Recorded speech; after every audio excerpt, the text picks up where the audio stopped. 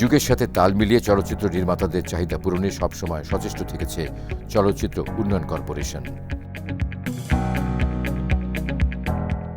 আসলে আমার শুরুটা তো 2001-এ আমার প্রথম সিনেমা কঠিন বাস্তব। আমার কোয়ার্টিস্ট ছিল রিয়াজ ভাইয়া এবং আমিন খান ভাইয়া। তো আমার শুরুটা তখন থেকেই, আমি আরও অনেক হিরোর সাথে কাজ করেছি। তো সেই সময়টা তো একটা ডিজিটাল 35-এর ইয়েগুলোতে কাজ করা হতো। তো সেই ক্ষেত্রে এখন তো মানে